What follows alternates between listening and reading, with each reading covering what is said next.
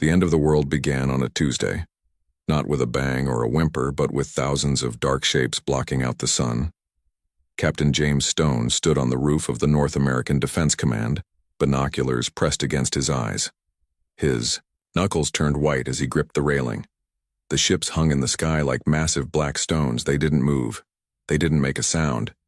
They simply existed where they should not exist. "How many?" asked General Walker, his voice unusually quiet.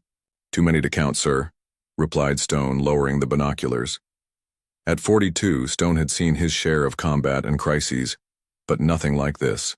His weather-beaten face showed the first signs of real fear his colleagues had ever seen. The radio on the general's belt crackled to life. "Sir, we're getting the same reports from all over the world. London, Beijing, Moscow, Johannesburg, Sydney, they're everywhere." Stone watched as a smaller craft detached from one of the massive ships. It descended toward the United Nations building in New York. The world held its breath. Dr. Emma Reed pushed through the crowd of scientists gathered around the monitors. As the head of the Defense Department's Xenobiology Division, she should have been prepared for this day. They had trained for it, planned for it, but deep down, most believed first contact would never happen in their lifetime. "It's broadcasting something," said her assistant Tom Miller, his fingers flying across the keyboard. Tom was young, barely 30, but was the best tech specialist the military had.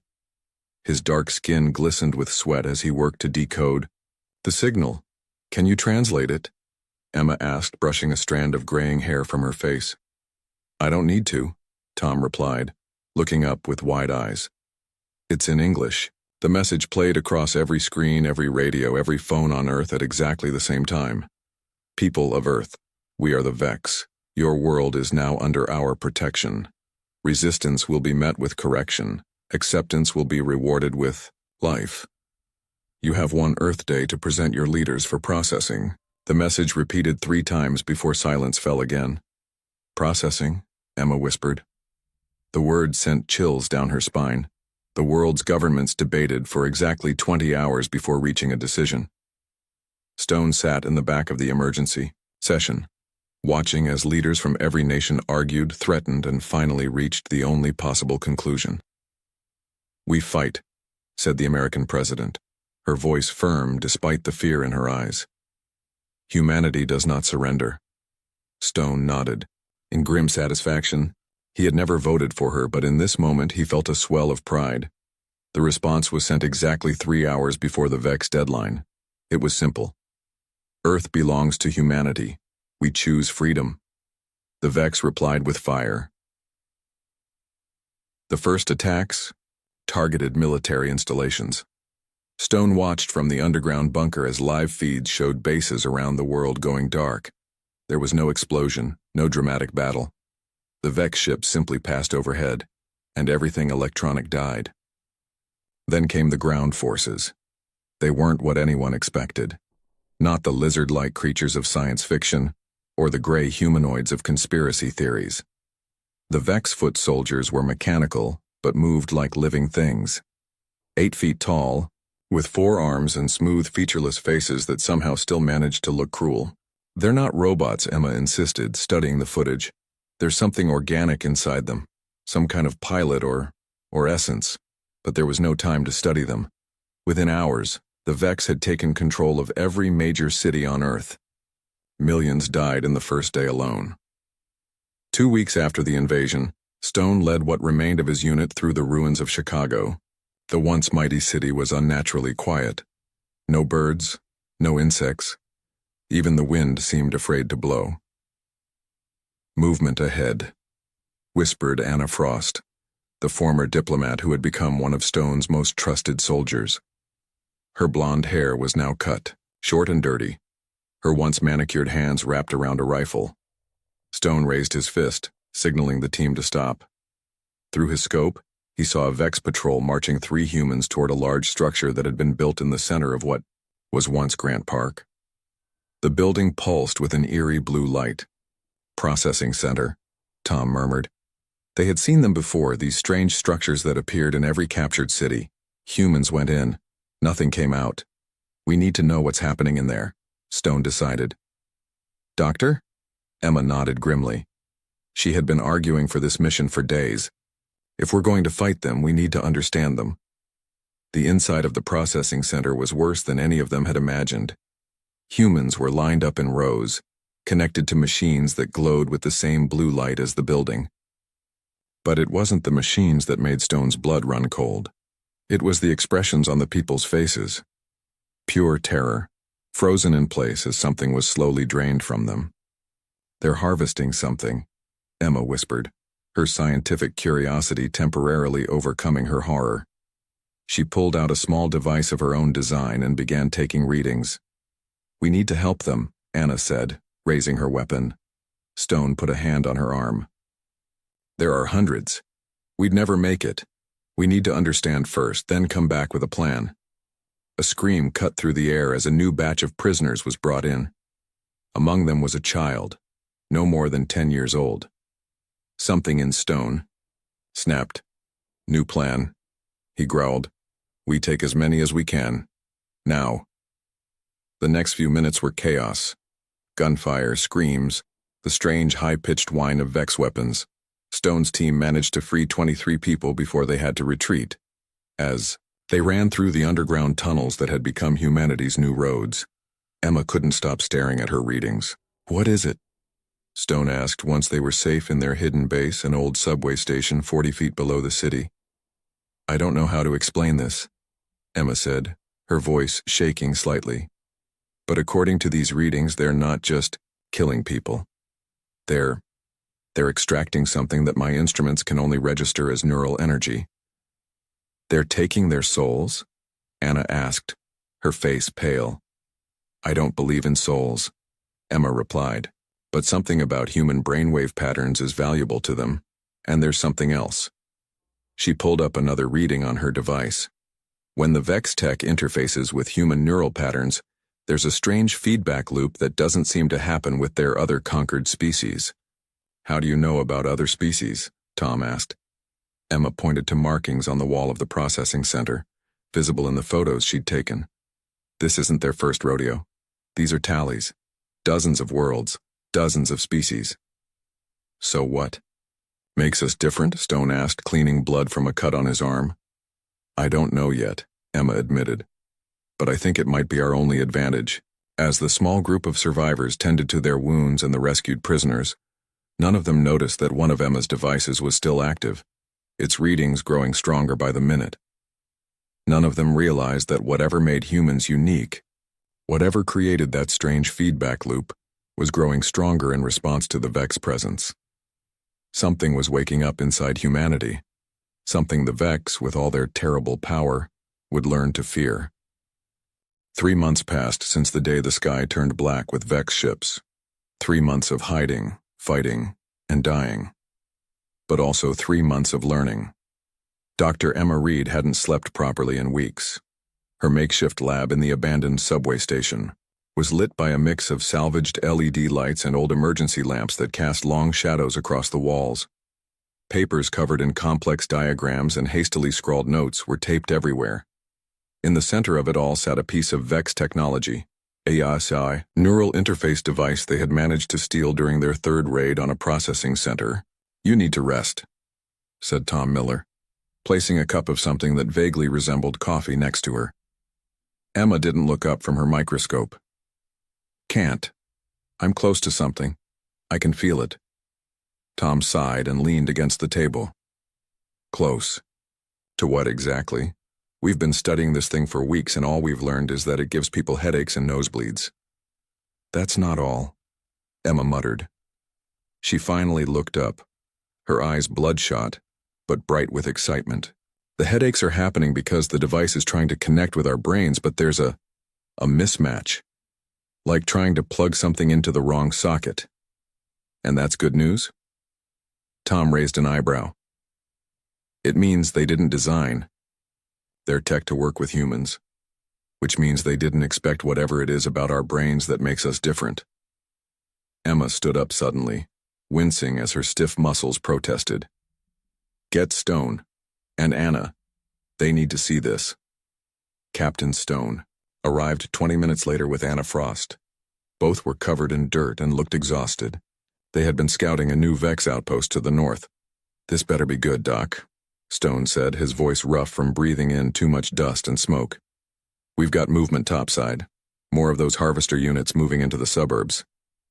Emma nodded and led them to a small side room where a volunteer from their group, a former electrician named Paul, was sitting with electrodes attached to his temples. "Meet our first successful interface," Emma said proudly. Paul gave a weak smile and raised his hand in greeting. The movement caused a small device on the table next to him to light up and hover a few inches off the surface. Stone's eyes widened. "Is he controlling that?" "Yes and no," Emma explained. "The Vex tech doesn't work like our technology. It doesn't respond to direct commands. It's more intuitive. Paul here is thinking about how it would feel if the device moved and the device responds." "That's impressive," Anna said cautiously. "But how does this help us fight them?" Emma's smile widened. "Because this is just the beginning. I've managed to modify the interface to work with human neural patterns, and I've discovered something incredible." She moved to a computer screen and pulled up 2 brain scans side by side. "This is a normal human brain," she said, pointing to the image on the left. "And this is Paul's brain after 30 minutes connected to the modified interface." The differences were subtle, but unmistakable. Certain areas glowed brighter, new connections forming between regions that normally didn't communicate. "What are we looking at?"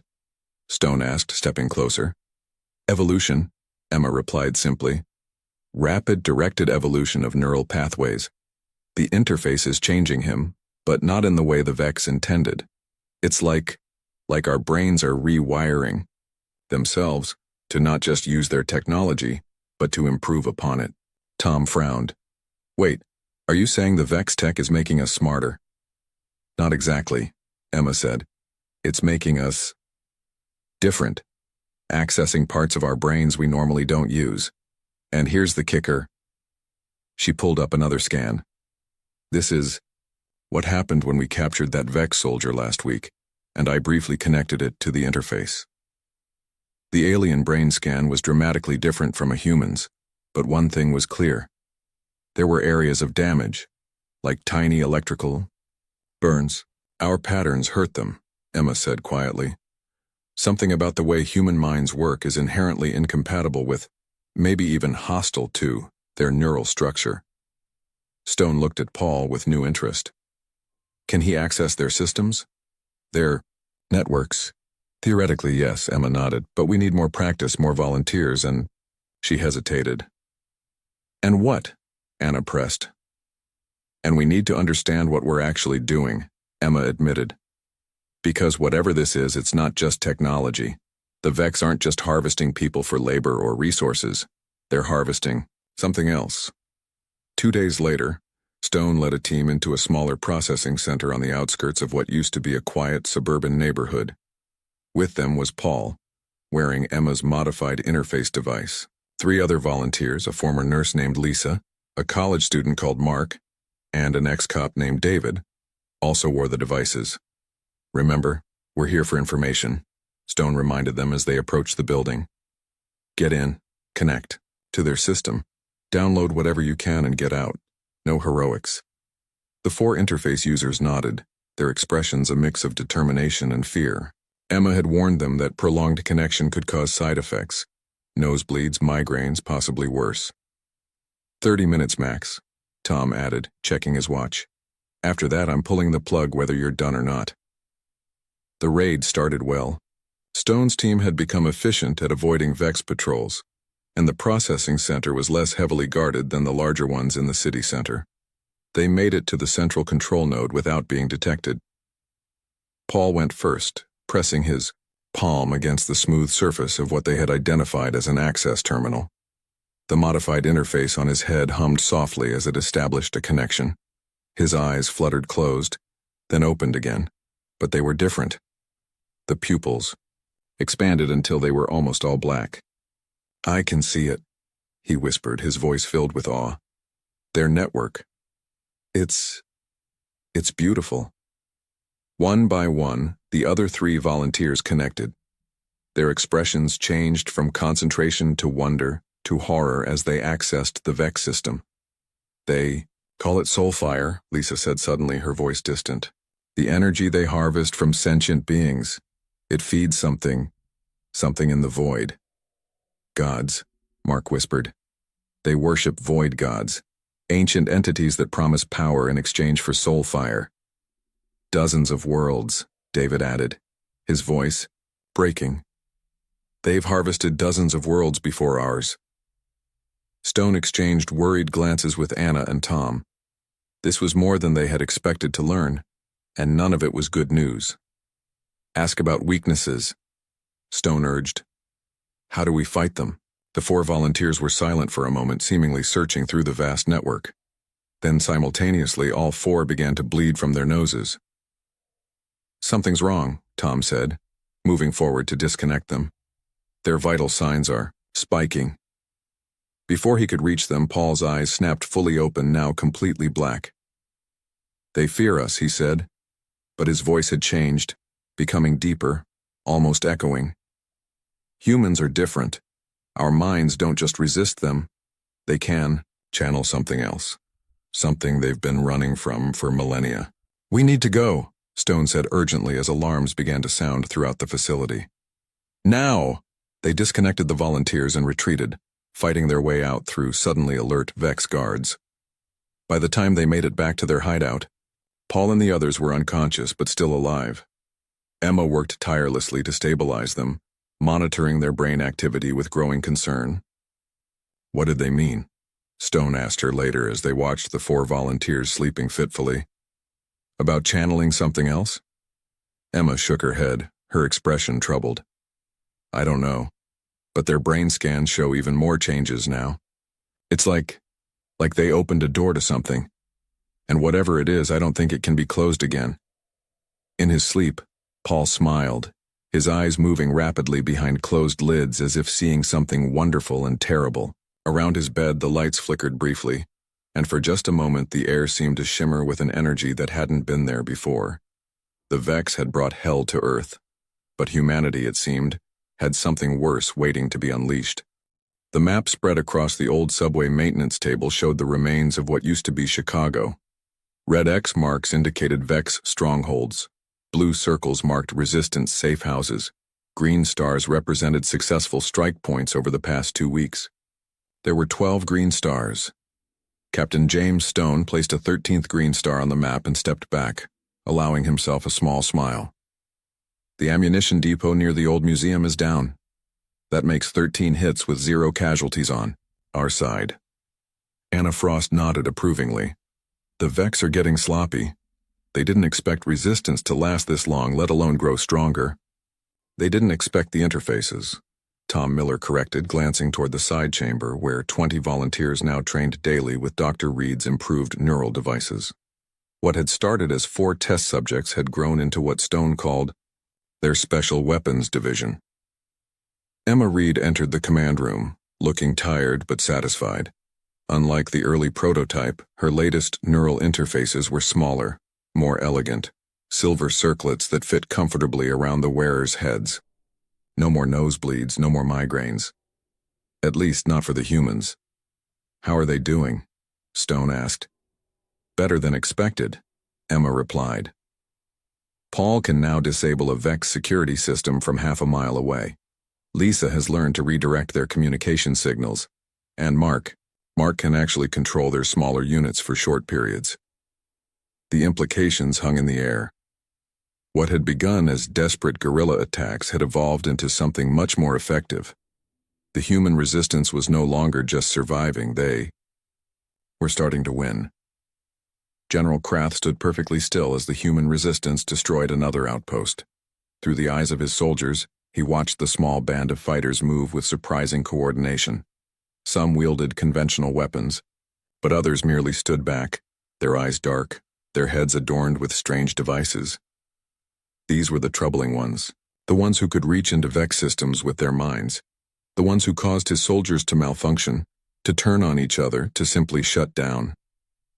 This should not be possible, Krath said to the empty command chamber.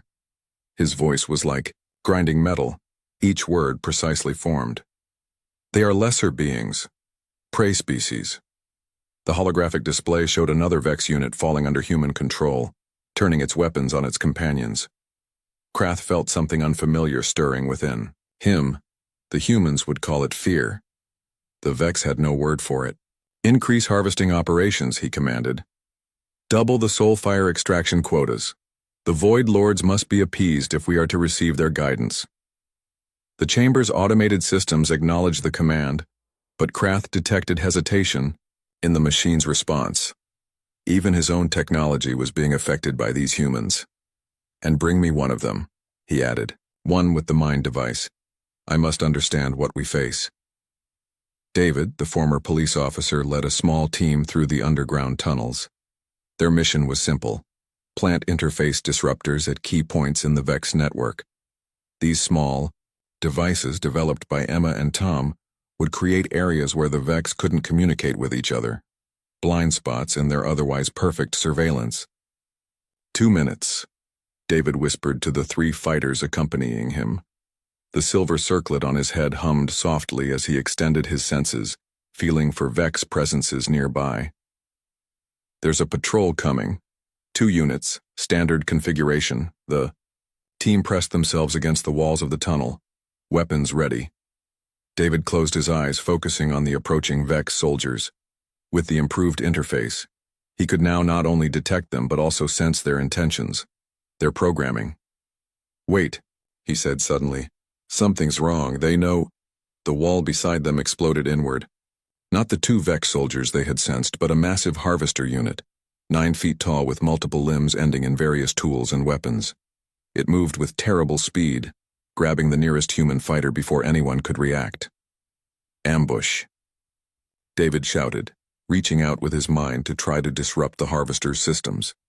But this unit was different, shielded somehow against his mental intrusion. In seconds, 2 of the fighters were down. The third managed to fire a plasma rifle, salvaged and modified Vex technology, that tore through one of the harvester's limbs. David pulled his own weapon, but before he could use it, something struck him from behind. As consciousness faded, his last thought was to activate the interface's emergency beacon. Then darkness took him. They took David. Emma's voice was flat, controlled, but her hands shook as she showed the team the data from his interface's final transmission.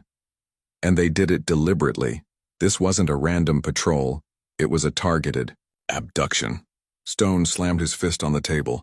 They're adapting to us. We need to get him back, said Lisa, her eyes now permanently darkened around the edges from prolonged interface use. They'll try to extract information. Worse, said Paul quietly. Everyone turned to look at him. Of all the interface users, he had connected the deepest with the Vex systems, sometimes spending days in a trance-like state, navigating their network. They'll try to understand how we're doing what we're doing. They fear it. Fear what exactly? Anna asked the question. They'd all been wondering. What is it that we're channeling when we use these interfaces? Paul exchanged glances with Emma, who nodded slightly. It was time to tell them. We call them the Bright, Paul explained. That's the closest translation we can manage. They exist, in a dimension parallel to ours, a place of pure energy and consciousness. The Vex and their Void Lords have been at war with the Bright for millennia, and somehow humans can, what? Connect to these bright things? Stone looked skeptical. Emma took over. It's our neural structure. Humans have a unique pattern. Our brains are more chaotic than most species, more adaptable. The Vex harvest what they call soulfire from sentient beings, a kind of neural energy that feeds their Void Lords. But human soulfire has a different quality. It resonates with the Bright. Tom let out a low whistle. So we're not just fighting aliens. We're caught in the middle of some kind of cosmic war between dimension gods. Pretty much, Emma admitted. And now they have David. David woke strapped to a table that hummed with energy. His interface had been removed, leaving him feeling strangely hollow, disconnected. His head throbbed with pain, but he forced himself to focus, to observe. The chamber around him was unlike any Vex facility he had seen before. The walls pulsed with dark energy, and in the center of the room stood General Krath himself. David recognized him from the Resistance's intelligence reports, the regional commander of Vex forces, a being of singular cruelty and efficiency. "You are awake," Krath observed. His voice sounded like metal grinding on stone. "Good. Unconscious. Subjects provide inadequate data." David said nothing, conserving his strength, assessing his situation. "Your kind has caused difficulties," Krath continued, moving closer. "This is unexpected, unprecedented. You should have been harvested. By now your world stripped of all useful resources, your soul fire feeding the glory of the Void Lords." "Sorry to disappoint," David managed to say, his voice hoarse. Krath made a sound that might have been laughter. "You misunderstand. This is not disappointment. This is opportunity. Your species has demonstrated qualities that may be of interest to my masters." A smaller Vex entered the chamber, carrying a device that looked disturbingly similar to Emma's interfaces, but corrupted somehow, twisted with additions that made David's skin crawl. "We have studied your technology," Krath said. "Primitive, but effective. Now we will study you." The smaller Vex approached, the dark interface in its hands. David struggled against his restraints, but they held firm. As the device was placed, on his head he closed his eyes and focused on one thing, the training Paul had given all interface users for worst-case scenarios. "If you're ever captured," Paul had told them, "and they try to connect you to their tech, don't fight it. Instead, become a door. Open yourself completely." The dark interface activated, and David screamed. But not from pain. From the rush of power as he threw his mind wide open, becoming not a prisoner but a gateway. Through him, for just a moment, the Bright looked directly at General Krath, and for the first time in his long existence, the Vex commander knew true fear. Alarms blared throughout the facility as systems overloaded, as reality itself seemed to warp around the interrogation chamber, and in the heart of the Vex stronghold something began to wake up. The counterstrike had begun, but not in the way the Resistance had planned. This was something else. Something worse than anything the Vex had brought to Earth. This was humanity's true power unleashed. The rescue team moved through the ruins of what had once been downtown Chicago, their faces grim with determination. Captain Stone led the way, with Anna and Tom flanking him. Behind them came Paul, Lisa, and Mark, the three strongest interface users.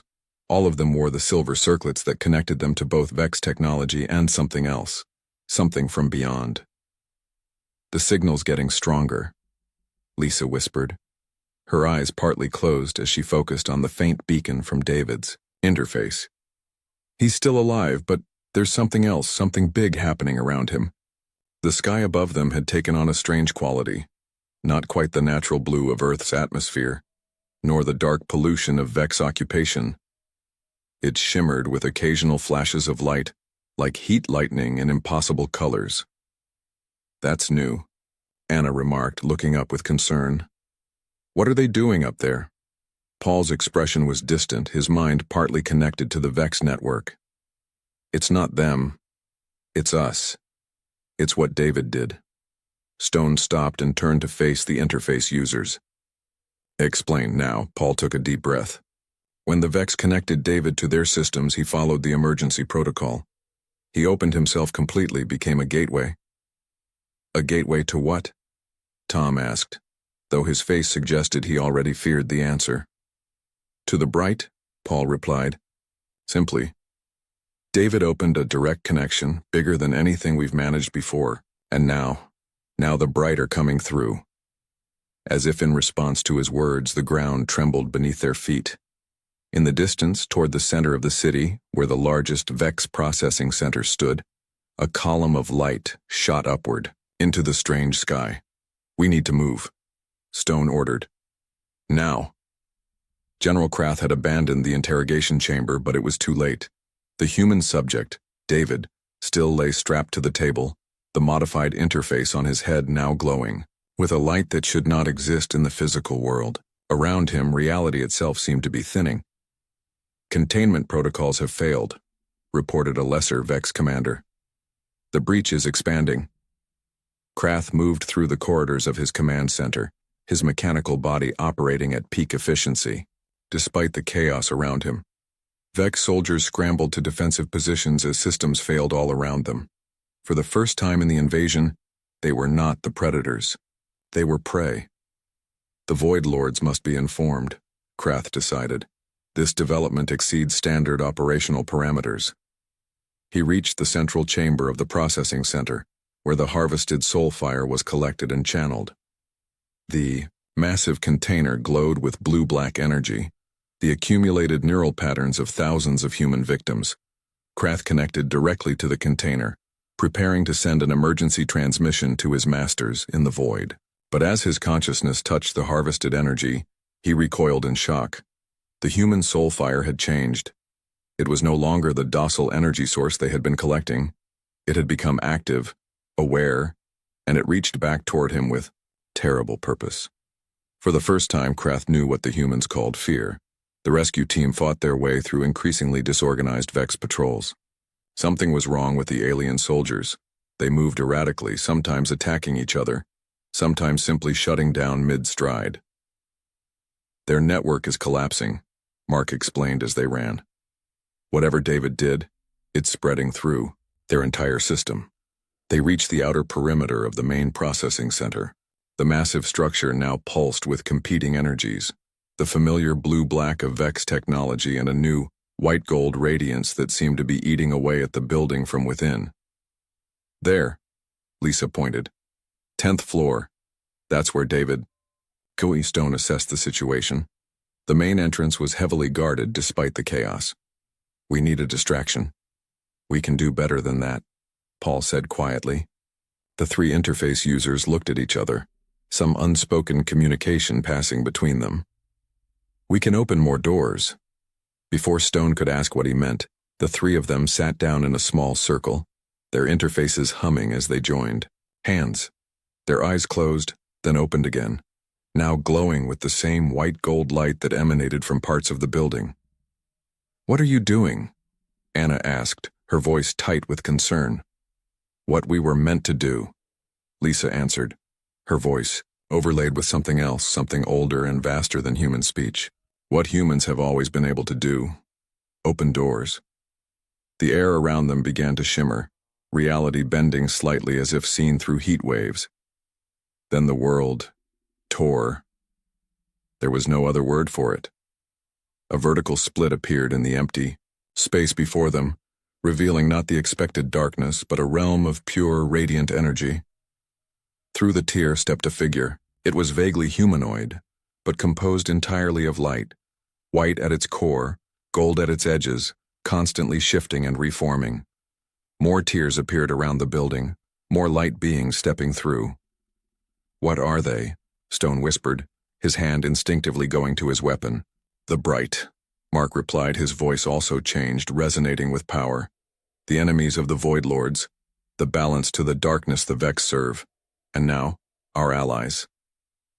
The light beings moved toward the Vex guards, who fired their weapons in desperation. The energy blasts passed harmlessly through the luminous forms. When the Bright reached the Vex, they simply merged with them. The alien soldiers convulsed, light pouring from every joint in their mechanical bodies before collapsing. "Now we can get to David," Paul said, standing up shakily. The three interface users looked drained but determined. "The path is clear." David was no longer fully human when they found him. The modified Vex interface had partially merged with his head, tendrils of alien technology extending into his skull. But his eyes, when they opened, were clear and aware. "You came," he said simply as Stone cut through his restraints. "Of course we did," Stone replied. "Can you walk?" David sat up slowly. "I don't know if walking matters anymore. Things have changed. I've changed." Around them, the building shuddered as battles raged throughout its structure. The Bright moved through walls as if they weren't there, hunting down Vex soldiers and commanders. The processing chambers were being systematically destroyed, the Harvested soul fire released back into the atmosphere. "We need to find Krath," David said suddenly. "He's trying to contact the Void Lords. If he succeeds, they'll come through. And that would be bad." Tom helped David to his feet. "Worse than what's happening now?" David's modified interface pulsed with light. "Much worse. The Bright are powerful, but they're just advanced scouts. The Void Lords are gods. Ancient, hungry gods." Stone nodded, grimly. "Then we stop him. Where?" David closed his eyes for a moment, connecting to what remained of the Vex network. "Central chamber. Top floor. But we need to hurry. He's already started the summoning." They found Krath in a massive circular room dominated by a swirling portal of darkness. Unlike the clean tears through which the Bright had entered, this was a jagged wound in reality, leaking shadows that seemed to consume the light around them. The Vex General stood before it, his mechanical body transformed.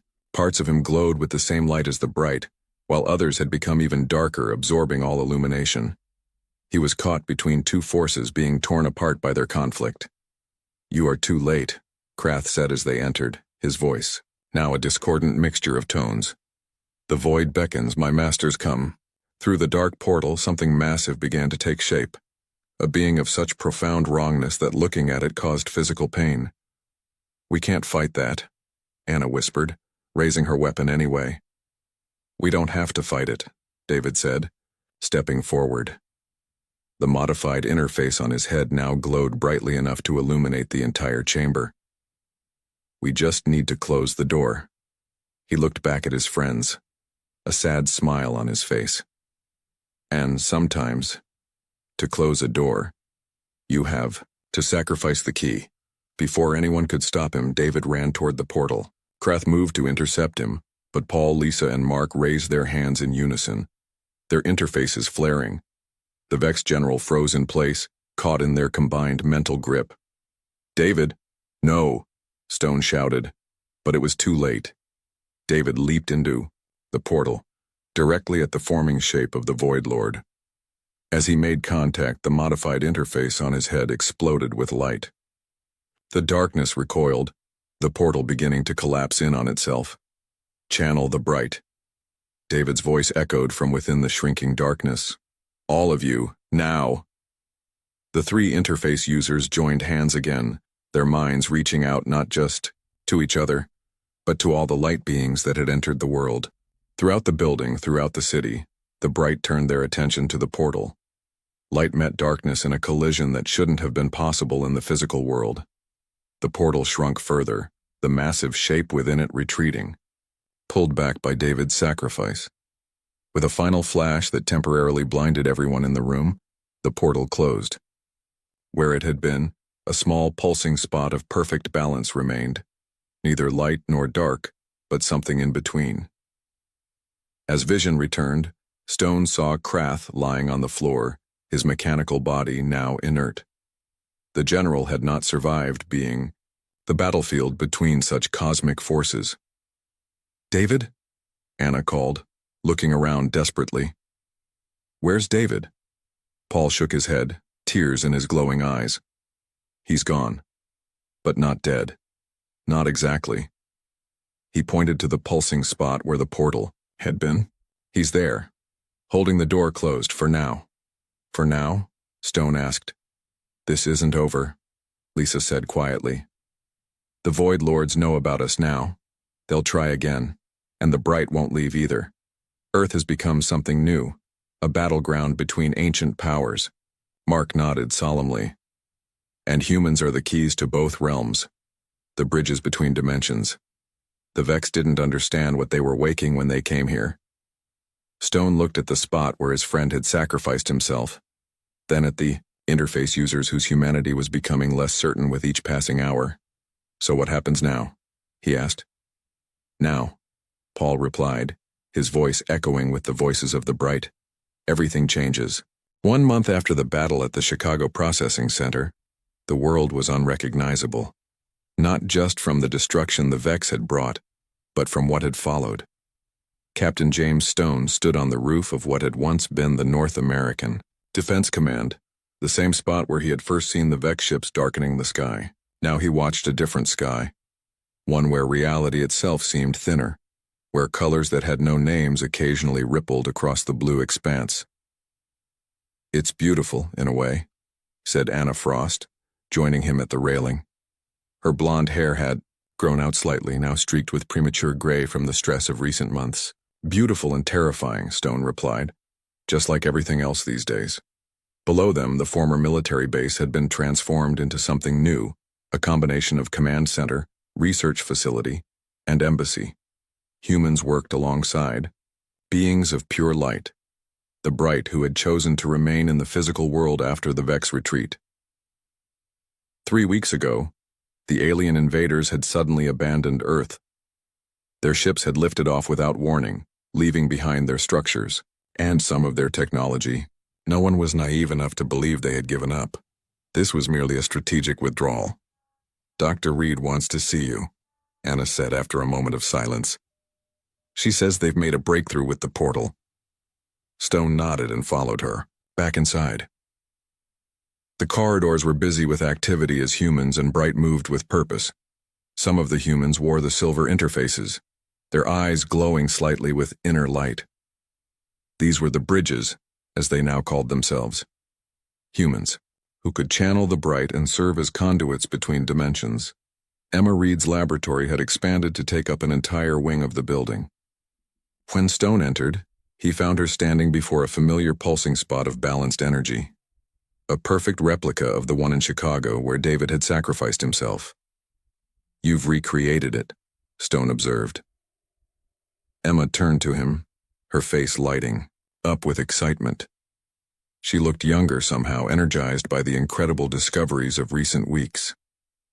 "Better than that, we've stabilized it. A permanent gateway that doesn't require a human sacrifice to maintain."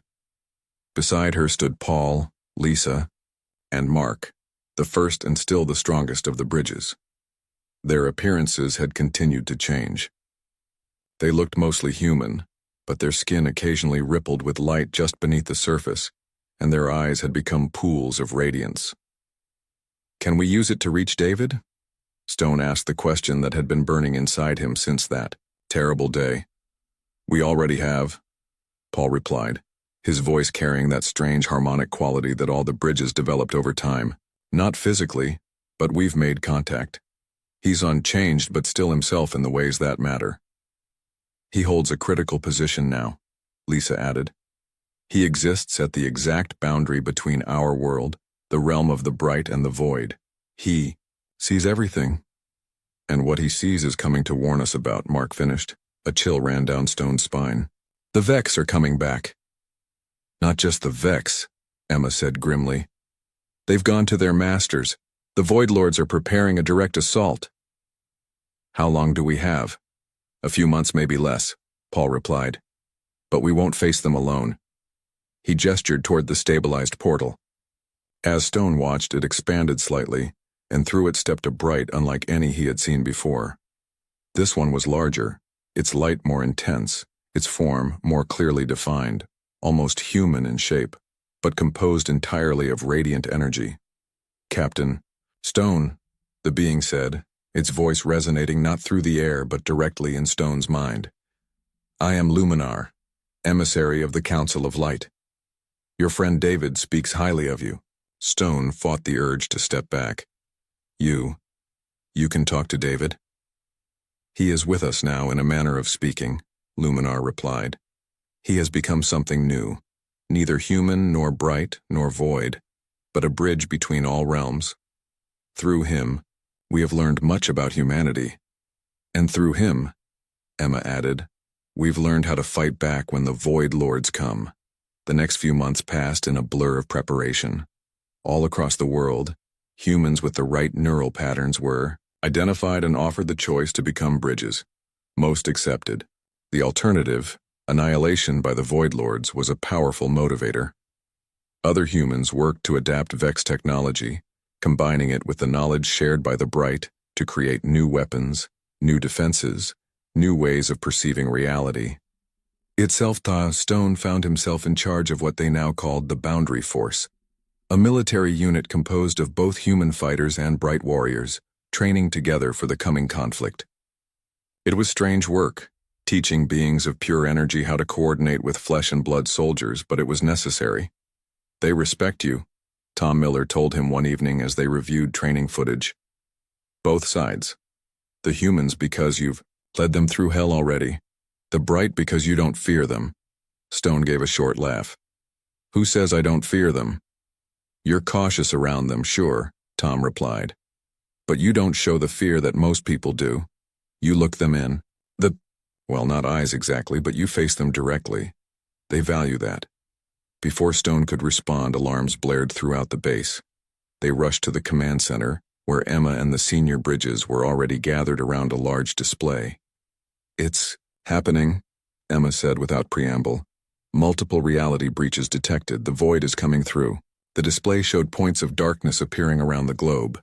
Dozens, then hundreds of tears in the fabric of reality, each one leaking shadows into the world. "Earlier than we expected," Paul said, his light flickering with concern. "They must have found a way to accelerate their preparations." Through one of the tiers, massive shapes began to emerge. Vex ships, but changed, corrupted by void energy. Behind them came larger, darker forms that the sensors struggled to track. "The Void Lords," Luminar said. The bright emissary's light, dimming slightly at the sight. "3 of them.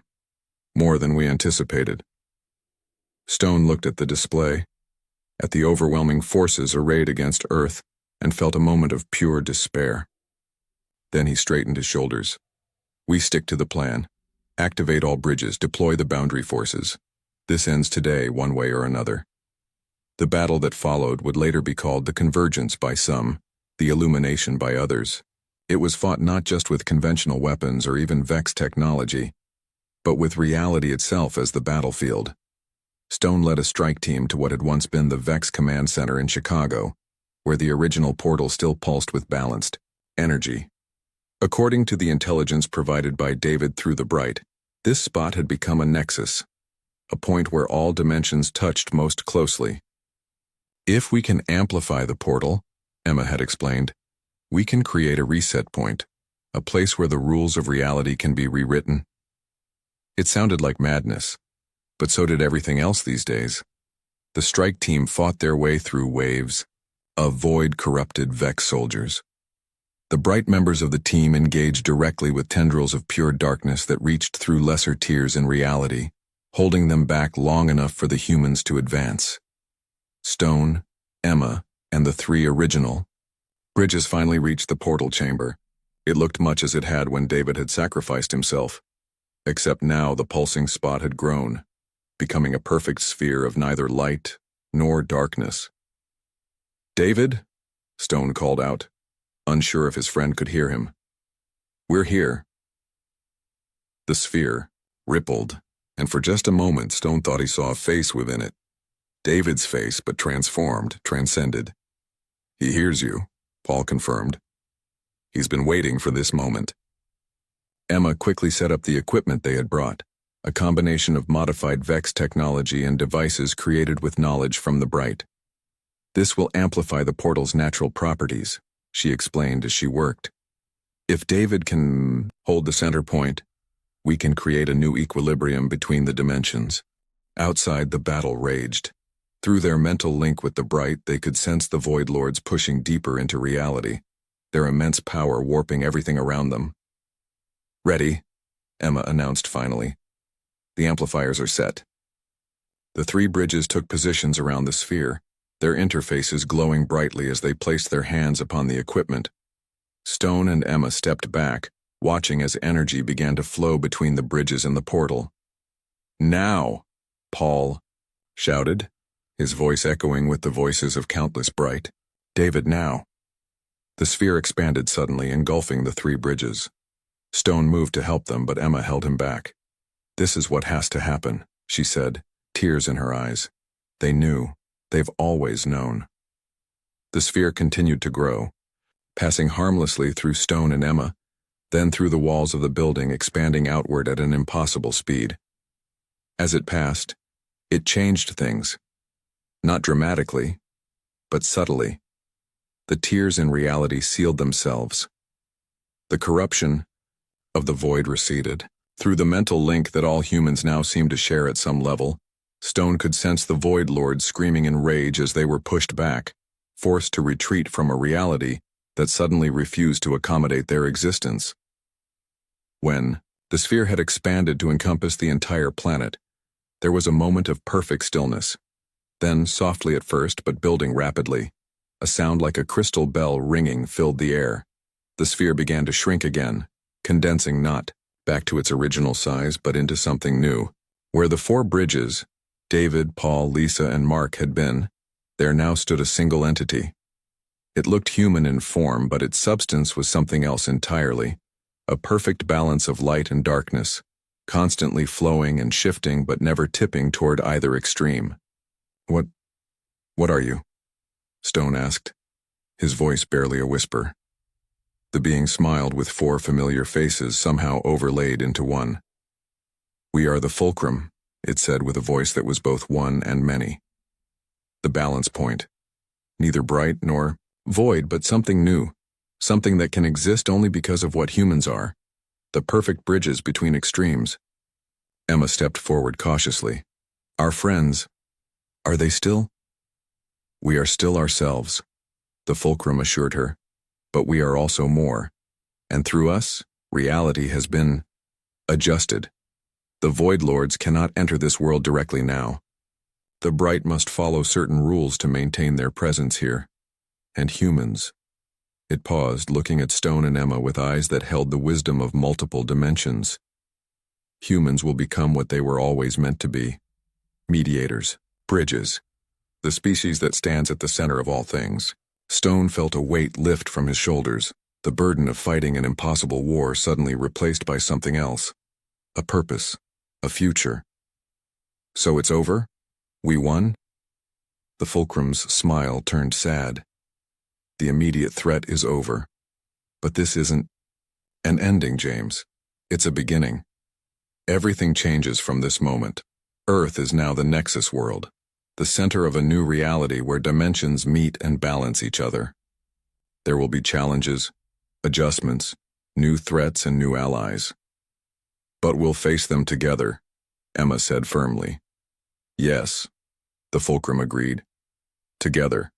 That is humanity's greatest strength, the ability to stand between extremes, to adapt, to change, to embrace both light and darkness without being consumed by either." As the fulcrum spoke, Stone became aware of changes happening across the planet. The strange sky was settling into something new, still Earth's familiar blue, but now occasionally shimmering with hints of other realities just beyond perception.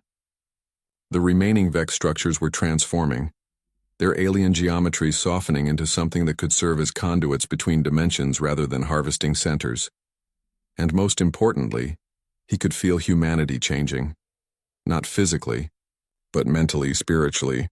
The barriers between minds were becoming more permeable, allowing for a level of understanding and empathy that had never existed before, while still preserving the individual identity that made each person unique. The Vex had brought hell to Earth. Humanity had responded with something worse, at least from the perspective of the invaders. They had brought change, adaptation, evolution, the very qualities that the Void Lords and their servants feared most. "So what happens now?" Stone asked, echoing the question he had asked a month ago when everything seemed darkest. The fulcrum gestured to the world outside, a world transformed, a world reborn. "Now we build something new, something that has never existed before, a reality where all dimensions can touch without destroying each other, a universe where balance prevails." "Everything changes," Emma said softly, understanding dawning in her eyes. "Everything already has," the fulcrum replied. "And it will keep changing. That's what makes it beautiful." Stone looked out at the new world, still familiar enough to be home, yet transformed into something greater than it had been before. The Vex had brought hell, thinking to conquer and consume. Instead, they had triggered an evolution they could never have predicted. In trying to end humanity, they had instead helped it transcend. And now, everything had changed. Forever. The vast emptiness of space stretched out before the Galactic Alliance exploration vessel, Horizon Seeker. Its sleek, silver hull gleamed under the distant light of unfamiliar stars. On the command deck, Captain Trell stood with his forearms crossed, his scaled skin reflecting the soft blue glow of the ship's control panels. "Sir, we're picking up an unknown vessel at the edge of Sector 7, announced Navigator Rin, her antennae twitching with excitement. "It appears to be adrift." Captain Trell moved to the main view screen, his large yellow eyes narrowing as the image of a dark, strange-looking ship came into focus. It was unlike any design in the Alliance database, all harsh angles and reinforced plating, as if built to withstand extreme conditions. "Run a full scan," ordered Trell, "and prepare a boarding team. I want to know where this ship came from and what happened to its crew." The scan results came back minutes later, causing a ripple of unease among the bridge crew. "Sir," reported Science Officer Dax, his voice trembling slightly. "The ship's design suggests it originated from the system we've classified as Death, World 115. A hush fell over the bridge. Death worlds were planets with conditions so extreme that they were considered uninhabitable by any intelligent life. Class 115 was among the worst, a planet of crushing gravity, extreme temperature variations, aggressive predators, and deadly microorganisms. "That's impossible," Trell said firmly. "Nothing intelligent could evolve in those conditions, let alone develop space travel." "The evidence suggests otherwise, Captain," Dax replied, displaying the scan data. "The hull is designed to withstand impacts and radiation levels far beyond what any Alliance species could endure. The internal atmosphere contains elements toxic to most sentient species." Trell hesitated only briefly. "Prepare environmental suits with maximum protection. I'll lead the boarding party myself." 4 hours later, Trell led a team of 5 specialists through the airlock and into the abandoned vessel. Their suits, the most advanced protection the Alliance could provide, felt bulky and restrictive.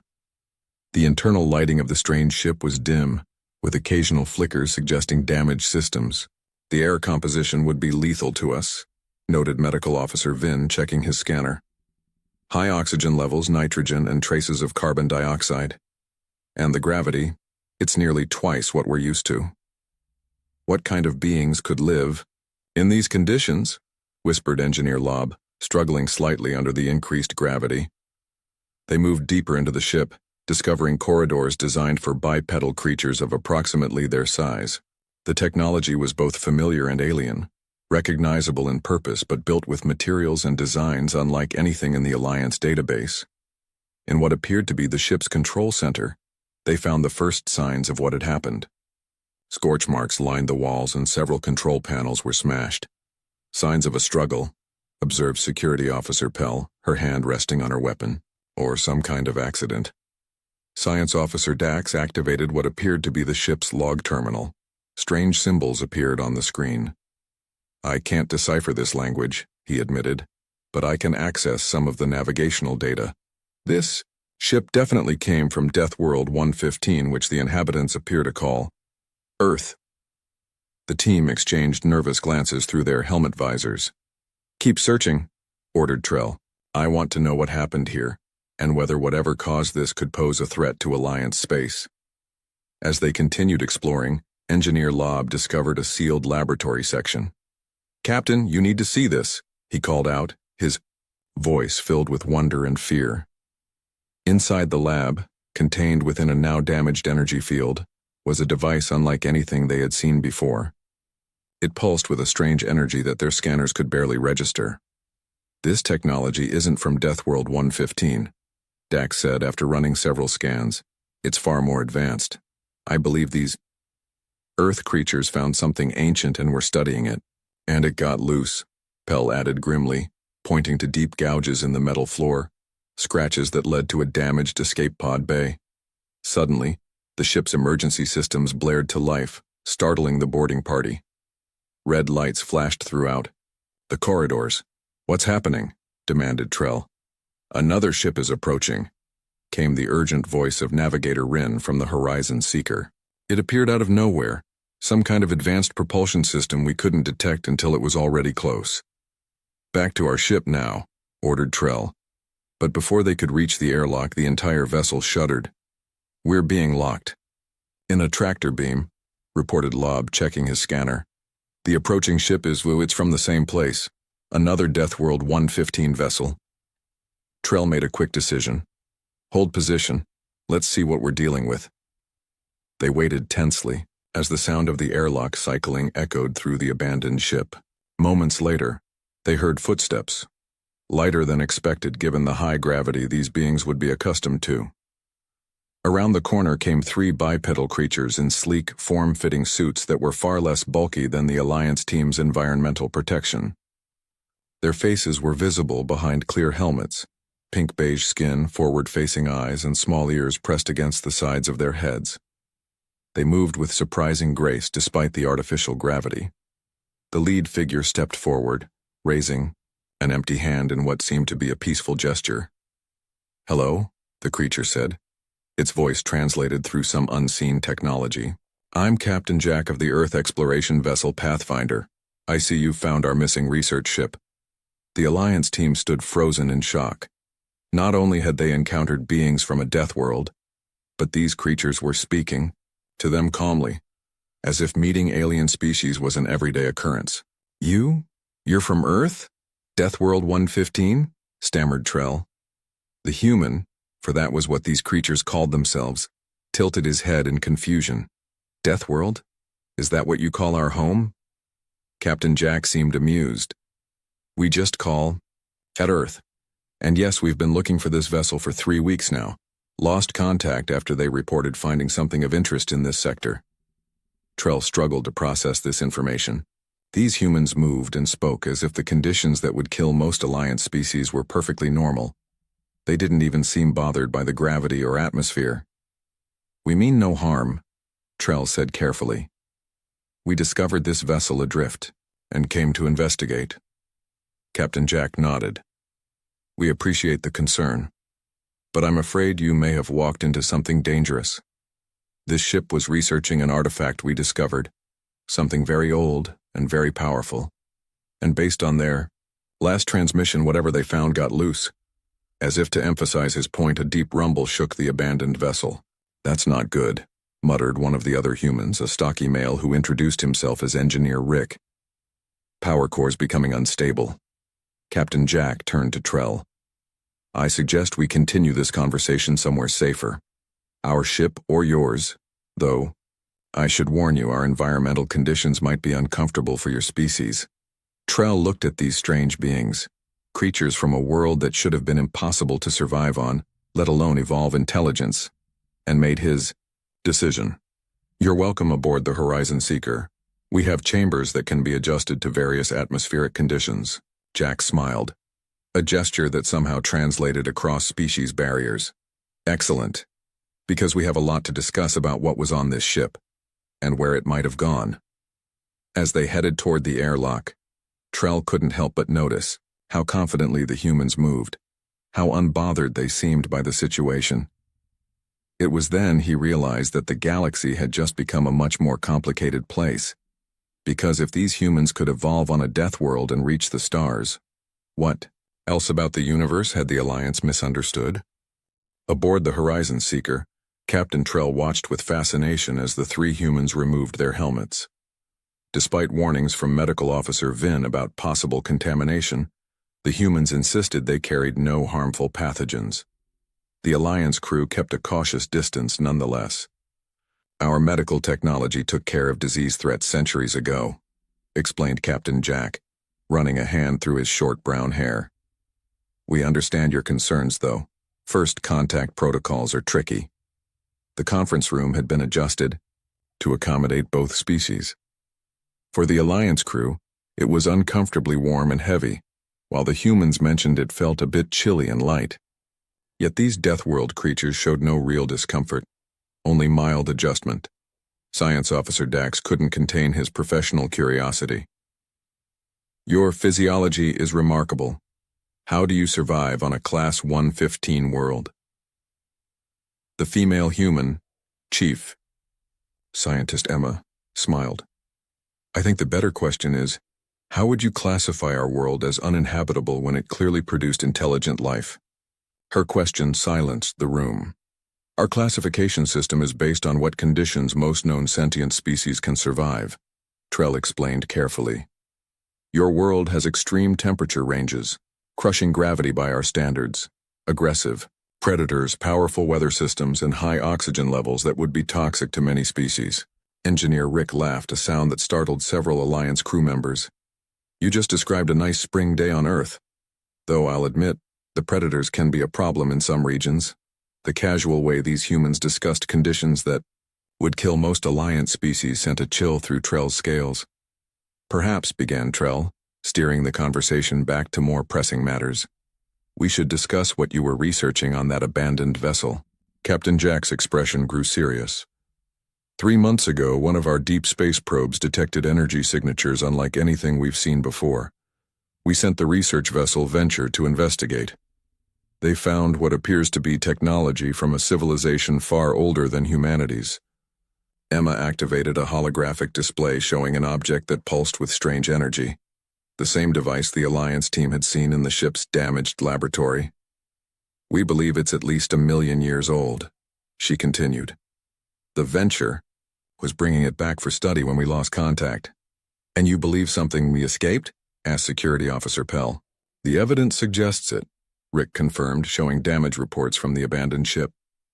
Whatever was inside that containment field is gone now. And based on the ship's log data we recovered before you arrived, it's intelligent and hostile. Captain, Trell considered this information carefully. This could pose a threat to Alliance space. It poses a threat to everyone, Jack said firmly, which is why I propose a joint operation. Your people clearly have extensive knowledge of this region of space. We have experience with the artifact. Trell's 4 arms shifted in the gesture of his species that indicated deep thought. Alliance protocols were clear about contact with unknown species, especially ones from death worlds, yet these humans seemed reasonable, and the potential threat was significant. I will need to consult with Alliance Command, Trell finally said.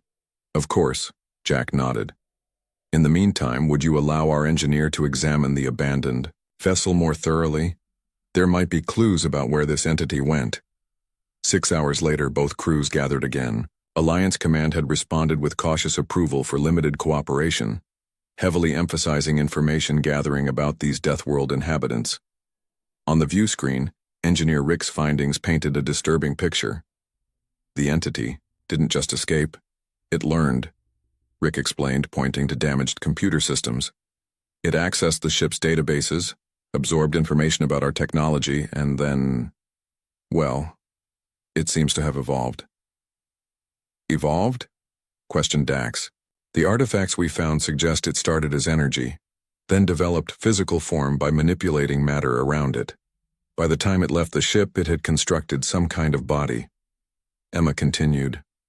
Based on the ship's final logs, the creature was drawn to power sources.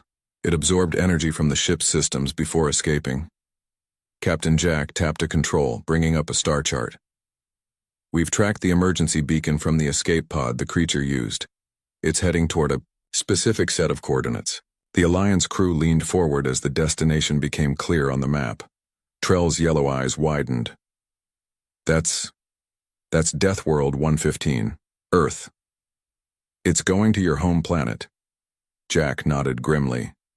Yes, and given how it consumed energy on the ship, we believe it senses something on Earth that's attracting it. Your planet's power grid, Dax realized. If this entity feeds on energy, your civilization's power infrastructure would be like a feast. We need to intercept it before it reaches Earth, Jack said. The Pathfinder is fast, but we could use help. Trell felt the weight of decision pressing down on him.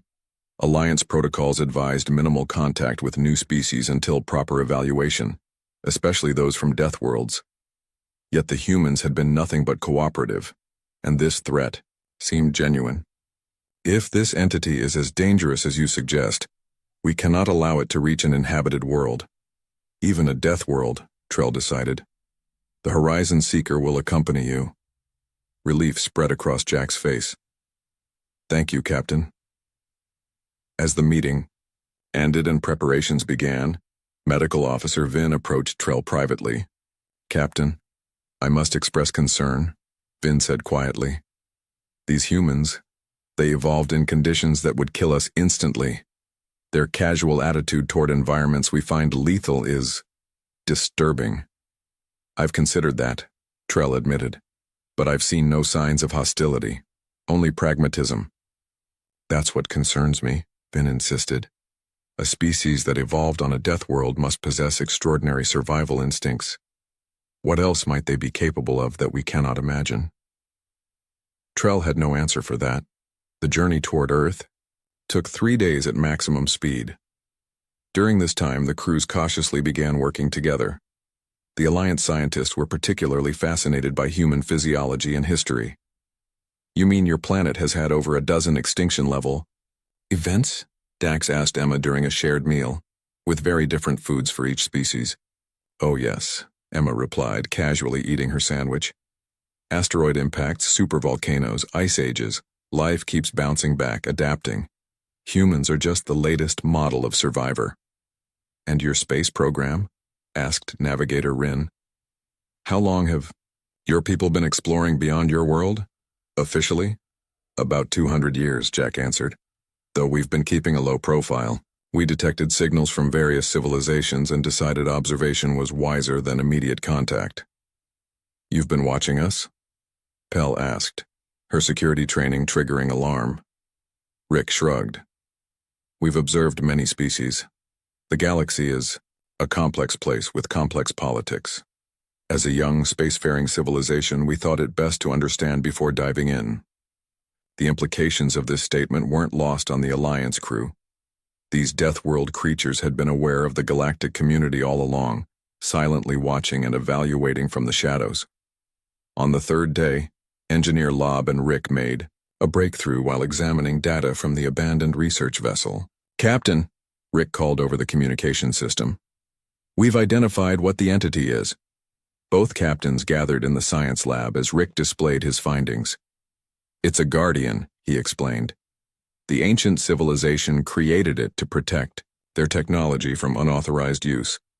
When our research team tried to study the artifact, they accidentally triggered its defense system. But something went wrong," Lob added. "Instead of simply neutralizing the threat, it became corrupted. It's still following its programming to protect the technology, but now it sees all advanced technology as a threat. And it's heading for the planet with some of the most rapidly advancing technology in this sector," Captain Jack concluded grimly. "Your Earth," confirmed Trell. The view screen changed to show their destination. Earth, Death World 115, came into view, a blue-green sphere swirled with white clouds. It looked deceptively peaceful from space. "We'll reach Earth in 6 hours, announced Navigator Rin, "but the entity will arrive 2 hours before us." Captain Jack's expression hardened. "Then we need to warn Earth Defense Forces immediately, and I hope your crew is prepared, Captain Trell." "Prepared?" asked Trell. "To visit a death world," Jack replied seriously. "Because to stop this thing, we're going to need to work together on the surface." Trell felt a chill run through his body. The thought of actually setting foot on a Class 115 death world was terrifying. Yet as he looked at the determined faces of the humans, he realized they regarded his fear as strange. To them, Earth wasn't a death world. It was simply home. As the Horizon Seeker and the human vessel Pathfinder approached Earth, tension filled the Alliance ship. Captain Trell called an emergency meeting with his senior officers. "We will be entering Earth's atmosphere in 4 hours," he announced. "Participation in the surface mission is strictly voluntary. I cannot order any of you to set foot on a Class 115 death world." The room fell silent. Then, to Trell's surprise, Science Officer Dax stepped forward. "Captain, I volunteer," he said. "The scientific opportunity is too valuable to miss." "Security," Officer Pell joined him. "I'll go as well. If this entity is as dangerous as we believe, you'll need protection." One by one, the senior officers volunteered, though Medical Officer Vin visibly trembled as he did so. Captain Trell felt a surge of pride in his crew. "Then it's settled," he said. "We will assist the humans on their world. Engineer Lob, Prepare our most robust environmental suits. Medical Officer Vin, bring every protective measure and antidote we have. On the bridge, the view of Earth filled the main screen. Patches of blue ocean, green and brown land masses, and swirling white clouds made it look deceptively peaceful. "It's beautiful," whispered Navigator Rin. "And deadly," reminded Vin. "Those white formations are water vapor suspended in the atmosphere. They can generate electrical discharges powerful enough to vaporize most Alliance species. The blue areas are liquid dihydrogen monoxide, corrosive to many life forms." Engineer E. Lob studied the readings with growing concern. "The gravity is 2.2 times what we're accustomed to. The atmospheric pressure would crush our bodies without protection, and the oxygen levels would be like breathing fire for our respiratory systems." Captain Jack's face appeared on the communication screen. "We've made contact with Earth Defense. Command, they're tracking the entity. It landed near one of our major power stations in a region called North America. We've been cleared to land at a nearby facility." "Understood," replied Trell. "We're preparing our environmental protection now." Jack looked concerned. "Captain Trell, I must warn you, our world will be very challenging for your species. Even with protection, you'll find movement difficult, under our gravity, and our environment has many hazards your people aren't accustomed to." "We understand the risks," Trell said firmly. "This entity threatens us all." The landing was smoother than expected. The Horizon Seeker's advanced technology compensated for Earth's stronger gravitational pull. As the Alliance crew prepared to disembark, they donned their most robust environmental suits, bulky white outfits with reinforced joints and transparent helmets. "Final checks," ordered Medical Officer Vin. "Oxygen scrubbers at maximum, temperature regulator set, gravity compensation active, though it will only reduce the effect by 30%. "You look like astronauts," commented Emma as she met them at the airlock. Unlike the Alliance crew, she wore only a simple uniform with no protective gear. Early human space explorers wore suits like that to survive in space. "And you need nothing to survive here?" asked Dax, his voice muffled by his helmet. "This is our natural environment," Emma reminded him with a small smile. "Though I'd need something similar to visit your worlds." The airlock door opened, and Earth's sunlight streamed in. The Alliance crew hesitated before taking their first steps. Onto a death world outside, a bustling military base spread before them. Human soldiers moved with practiced efficiency, loading vehicles and checking weapons. In the distance beyond the base perimeter, green hills rolled toward mountains topped with white. "Welcome to Colorado," said Captain Jack, who waited outside, with several official-looking humans. Earth Defense Force headquarters. Despite their environmental suits, the Alliance crew struggled with the gravity. Each step required effort, and Vin was already breathing heavily. The sunlight felt unnaturally intense even through their protective visors. A tall, stern-looking human stepped forward. "General Wade, Earth Defense Force," he introduced himself. "We've never had official alien visitors before, though we've known about your alliance for some time." Trell made the Alliance greeting gesture as best he could in his bulky suit. "We appreciate your welcome, General. We're here to help with the entity." General Wade nodded briskly. "Follow me to the command center. We're tracking it now." Inside, a large building, the Alliance crew found some relief from the sun but still struggled with gravity. The command center was a flurry of activity, with dozens of humans monitoring screens showing maps and data feeds. "The entity landed here," Wade pointed to a map. "A power distribution hub serving 3 major cities. It's already absorbed enough energy to grow significantly in size and is moving toward the largest nearby power source, the Colorado River Dam. If it reaches that," added Jack, "it could gain enough power to become nearly unstoppable." "What's your plan?" asked Trell. "We've evacuated civilians from the area," explained Wade. "Airstrikes have been ineffective. The entity adapts too quickly. It appears to be learning from each attack we throw at it." Emma stepped forward, pointing to data on a nearby screen. "We've analyzed its composition. It's some kind of programmable matter, able to reconfigure itself in response to threats." But it has limitations. It needs to maintain connection to its core, where the original artifact's energy signature remains strongest. So we target the core, suggested Pell. Not easily, Rick said, joining the conversation. It protects the core above all else, surrounding it with layers of its strongest materials. And it learns from each attack, making the same approach ineffective the second time. Trell considered the problem. On our worlds, we would simply evacuate and quarantine the entire region. General Wade shook his head. That's not how we do things on Earth.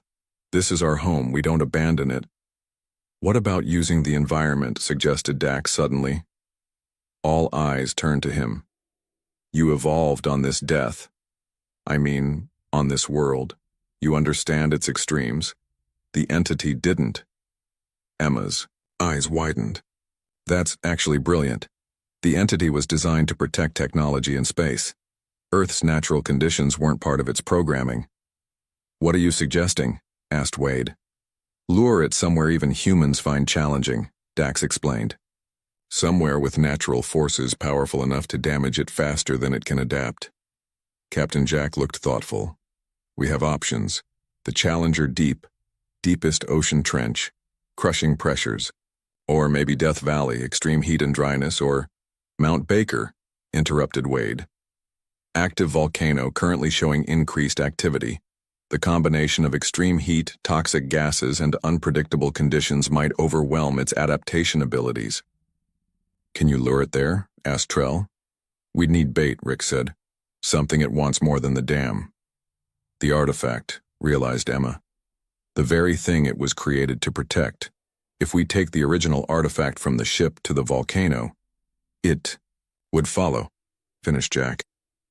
But getting close enough to the core to destroy it would be nearly impossible. Medical Officer Vin, who had been quiet until now, spoke up. Unless you had a species with experience navigating dangerous, toxic environments. He looked meaningfully at Trell. The captain understood immediately. My people evolved in methane swamps with high sulfur content, similar to your volcanic gases. Are you volunteering? Asked Wade, surprised. With proper protection, I could get closer than a human, Trell confirmed. Though the gravity here is still challenging, for the first time the humans looked at the Alliance visitors with something new in their eyes. Respect. A joint mission then, decided Jack. Human transport and support. Alliance expertise for the final approach. General Wade turned to his staff. Prepare the artifact for transport and get our volcanic gear ready. He faced Trell. Captain, would you and your crew like time to rest? Our gravity must be taxing. Trell stood as straight as he could despite the crushing weight on his limbs. There's no time. The entity grows stronger with each passing hour. Wade nodded with approval. Then let's move out. As they left the command center, Dax moved closer. To Emma. I've been curious. Why don't you seem surprised by our existence? First contact should be a momentous occasion. Emma smiled. Who said this was first contact? Humans have been quietly observing the galaxy for decades. We just decided it was smarter to watch and learn before announcing ourselves. But why? Pressed Dax. Her smile faded slightly. Because when you come from a world that tries to kill you every day, you learn to be cautious about new territories. Dax fell silent, suddenly seeing these Death World dwellers in a new light. They weren't just surviving against impossible odds. They were thriving, planning, and thinking far ahead of other species. As they boarded the transport vehicles, Trell wondered what other surprises Earth and its unlikely inhabitants had in store. The caravan of vehicles sped across the rugged landscape toward Mount Baker. Inside the lead transport, Captain Trell studied the data on the entity while struggling with the constant pressure of Earth's gravity. Even sitting down was exhausting, for his alien physiology. The entity has changed course, announced General Wade, looking at a tablet. It's following the artifact as we predicted. Captain Jack nodded grimly. Good. At least that part of the plan is working.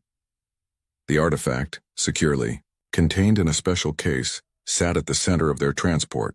Its pulsing energy was barely visible through the shielding, but everyone could feel its presence. an ancient power never meant to be disturbed. "How much time do we have?"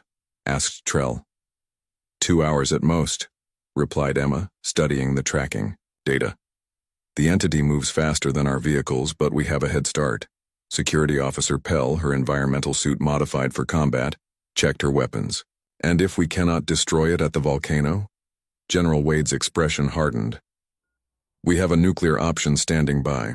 We'd rather not use it so close to populated areas, but we will if necessary." Through the vehicle's windows, Trell could see the landscape changing.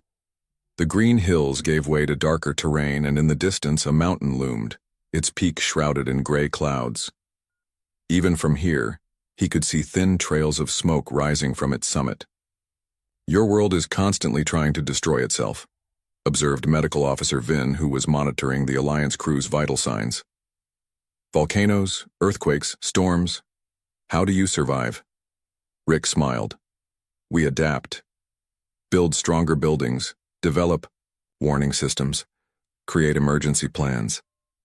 Nature throws its worst at us, and we learn from each challenge. It's made us who we are," added Jack. "Earth has never been gentle. It's forced us to become problem solvers." Dax looked thoughtful. "Perhaps that's why the Alliance classification system failed with your planet. We assumed nothing intelligent could evolve under such conditions, but maybe those conditions were exactly what created your particular type of intelligence." "An interesting theory," Emma agreed. "Adversity as an evolutionary advantage." The transport suddenly slowed as they reached a military checkpoint. Beyond it, they could see a hastily established forward base at the foot of the mountain. Smoke was now clearly visible from the volcano's crater, and occasional tremors shook the ground. "The mountain's becoming more active," warned a soldier who met them. "Seismic activity has increased by 40% in the last hour." "Perfect timing," General Wade said grimly. "Status report on the entity?" 20 miles out and closing fast, sir. We've deployed drones to track it." Screens inside the command tent showed aerial footage of something terrifying. A shifting mass of metallic and crystalline structures moving across the landscape with frightening speed. It no longer resembled anything recognizable, having evolved into a form optimized for its purpose. "It's beautiful in a way," whispered Emma. "A perfect adaptive system." "And perfectly deadly," reminded Jack. The plan was quickly reviewed one final time. They would carry the artifact up to the most active vent on the mountain. There, Captain Trell, with his species' greater resistance to toxic gases, would place it in a position where the entity would have to expose its core to retrieve it. At that moment, they would strike with specialized weapons designed by the human scientists, based on Alliance technology, to disrupt the entity's cohesion.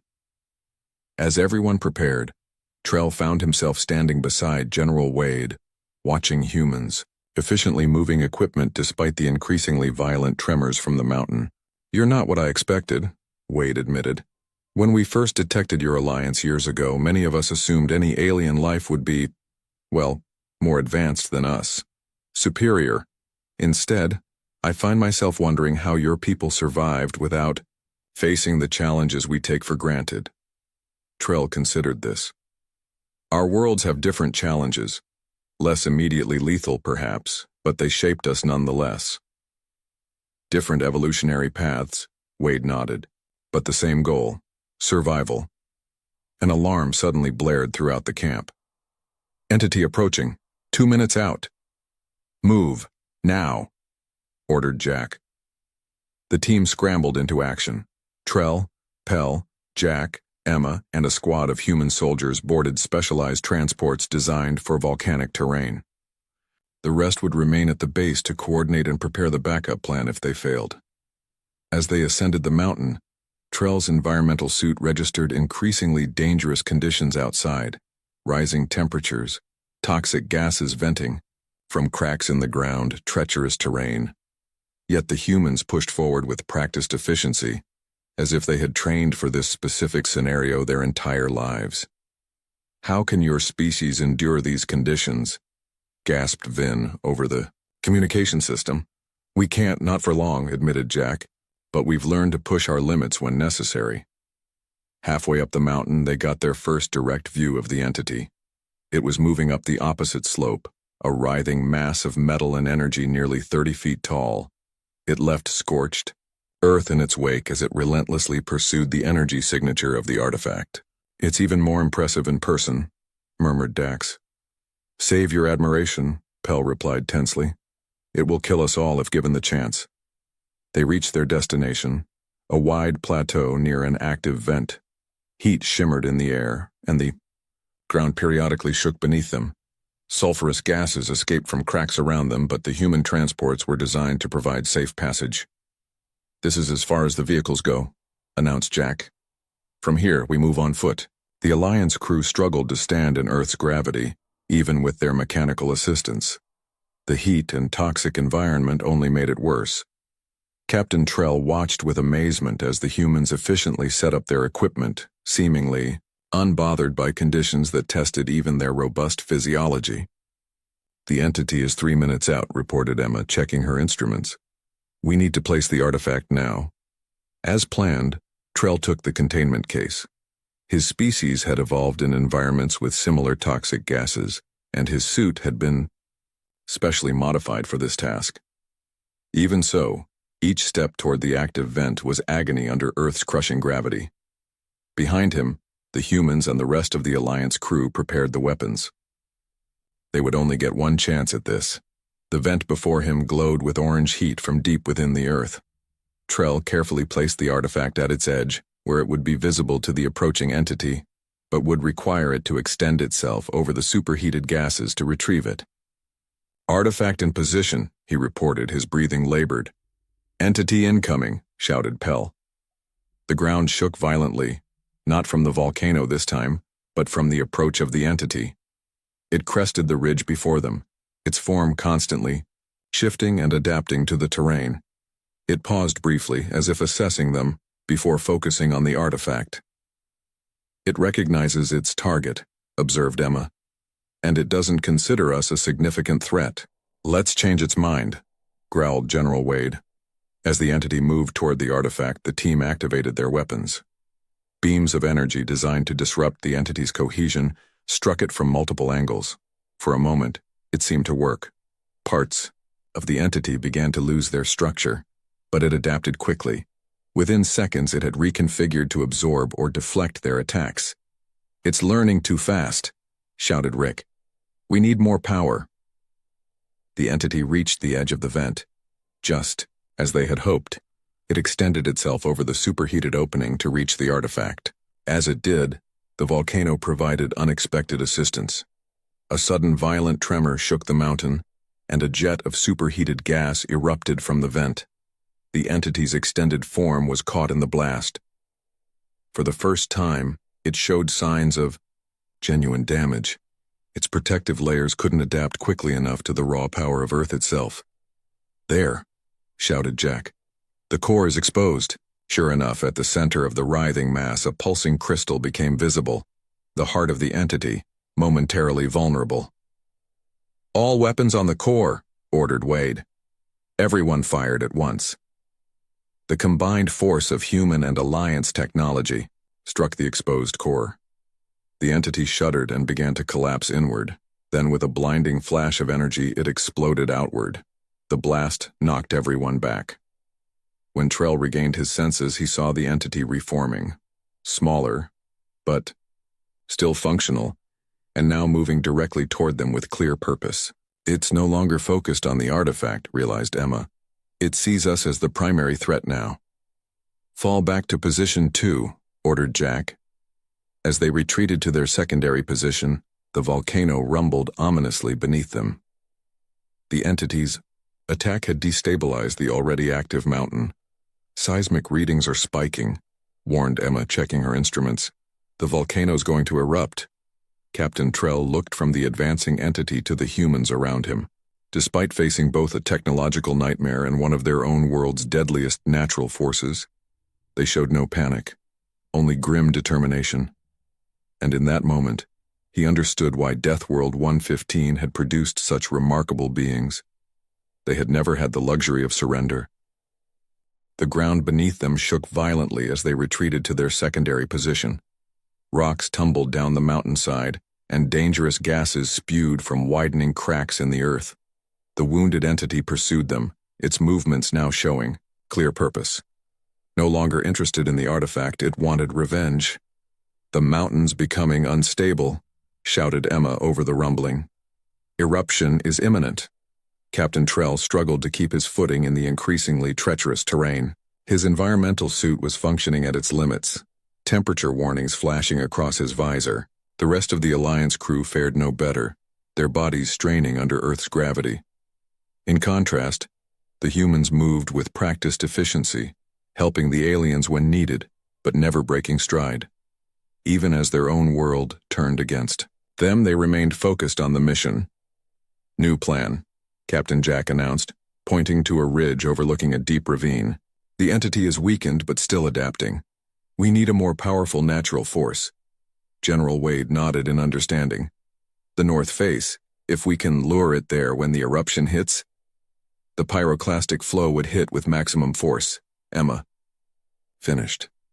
Even its adaptive abilities couldn't withstand that level of heat and pressure. Science Officer Dax looked at them in astonishment.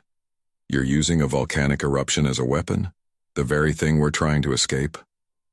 "Welcome to Earth," Rick said grimly. "Sometimes you fight fire with fire." The team split into two groups. Jack would lead the humans and most of the Alliance crew to safety, while Trell, Pell, Wade, and Emma would make one final attempt to destroy the entity. As they parted ways, Captain Jack gripped Trell's shoulder. "Good luck. Try not to die on our death world." "We'll do our best," Trell replied, finding unexpected humor in the situation. Their small team moved toward the north face, carrying the artifact. Though damaged, the entity still pursued it relentlessly. Behind them, the mountains rumbling grew more intense. "We have minutes at most," warned Emma, checking her instruments. "Seismic activity is off the charts." They reached the ridge overlooking the deep ravine just as the entity crested the slope behind them. It had condensed into a more focused form, smaller but more densely packed with energy. General Wade set the artifact down at the edge of the ridge. "Now we wait." The entity approached cautiously, seeming to sense a trap. It paused several meters away, its surface shifting and pulsing with energy. For a moment, it almost appeared to be studying them. "It's learning," whispered Emma. "Calculating. Risks. Then let's change the equation," Wade said, drawing his weapon and firing at the entity. The shots were easily deflected, but they provoked the entity into action. It surged forward toward the artifact, extending tendrils of energy toward its prize. At that moment, the mountain gave a violent shudder. Cracks spread across the ground beneath their feet as the volcano finally reached its breaking point. "Now!" shouted Wade. Emma activated a small device attached to the artifact. The containment field collapsed, releasing the full energy signature that had drawn the entity across space. The entity lunged forward, fully committed to reclaiming its charge. As it reached the edge of the ridge, Wade kicked the artifact over the edge into the ravine below. The entity, unable to stop its momentum, followed. "Run!" Wade ordered as the ground began to give way beneath them. They sprinted back down the slope as the mountain finally erupted. The sound was deafening, a roar of primeval force as the volcano released its pent-up energy. Dark clouds of ash billowed upward, and a wall of superheated gas and debris, the pyroclastic flow, surged down the mountainside at hundreds of miles per hour. The team barely reached the emergency transport when the flow hit the north face. The ravine channeled the full force of the eruption directly at the spot where the entity had fallen. Even from their position, they could feel the incredible heat and pressure. "Did it work?" gasped Trell as their transport raced down the mountain. Emma checked her instruments. "The entity's energy signature is fluctuating. The eruption hit it with more force than we could have generated with any weapon." "But is it enough?" pressed Security Officer Pell. They wouldn't know until they reached safety. The transport sped away from the mountain as ash began to fall like gray snow around them. Behind them, Mount Baker continued to erupt, nature's fury unleashed in full. 3 days later, representatives from both species gathered in a secure facility beneath the Earth Defense Force headquarters. The Alliance crew, still confined to their environmental suits but now more accustomed to Earth's gravity, sat across from the human leaders. "The entity has been confirmed destroyed," announced General Wade. "The volcanic eruption completely disrupted its core structure before it could adapt. We recovered fragments for study, but they're inert. No sign of the intelligence that drove it." "And the artifact?" asked Captain Trell. "Destroyed as well," replied Emma. "Perhaps for the best. Some technologies are too dangerous to preserve." "Captain," Jack handed Trell a data pad. "We've prepared a complete report of the incident for your Alliance command. We believe it's time for formal contact between our civilizations." Trell accepted the pad. "I agree, though I suspect our initial classification of your world will need revision." Jack smiled. "Death World 115 doesn't quite capture the full picture, does it?" "No," admitted Trell. "I will recommend reclassification. Perhaps Crucible World would be more accurate. A planet whose harsh conditions forge rather than prevent advanced life." The meeting continued with discussions of diplomatic protocols and future cooperation. As it concluded, General Wade approached Trell privately. "Captain, I have a proposal," he said. "Earth is not yet ready for full integration into your Alliance. We're still developing, still learning our place in the galaxy. What do you suggest instead?" asked Trell. "A special partnership," Wade explained. "Information exchange, limited technological cooperation, joint defense initiatives against threats like the entity. But we maintain our independence, our own path of development." Trell considered the proposal. It was unusual. Most species eagerly sought Alliance membership for its benefits and protections, but then humans had proven themselves unusual in many ways. "I believe my superiors will agree to your terms," Trell finally said. "Your world has much to offer, even if your methods are unconventional." Wade chuckled. "That's one way to put it." Later, as the Alliance crew prepared to depart Earth, Science Officer Dax found himself standing beside Emma, watching the sunset paint the sky in colors that seemed impossibly vivid. "I've been studying your history," Dax said. "Your species has faced extinction many times, ice ages, pandemics, world wars, climate shifts. Yet you've survived them all." "More than survived," Emma corrected. "We've thrived because of them. Each challenge forced us to adapt, to become more creative, more resilient." "The Alliance has much to learn from Earth," Dax admitted. "We've avoided many of the hardships that shaped your species, but perhaps we've also missed valuable lessons in the process." Emma smiled. "And perhaps we can learn from you as well. Different paths, different strengths." As the Horizon Seeker lifted off from Earth the next day, Captain Trell stood at the view screen, watching the blue-green planet recede. What had once seemed a terrifying death world now appeared in a new light, a crucible that had forged one of the most remarkable species he had ever encountered.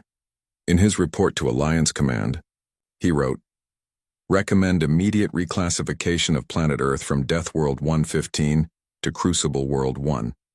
Additionally, recommend special diplomatic status for human civilization, with careful consideration of their unique evolutionary advantages. The galaxy may soon face threats that require not only our technology and numbers, but also humanity's particular brand of resourcefulness and determination. In short, we may need those who have mastered living in the harshest conditions imaginable." He paused, then added a final note. "And perhaps we should reconsider our definition of uninhabitable. For as humans have demonstrated, life finds a way, especially when the challenge is greatest." The ship accelerated to faster than light speed, leaving behind the small blue planet that had forever changed their understanding of what was possible.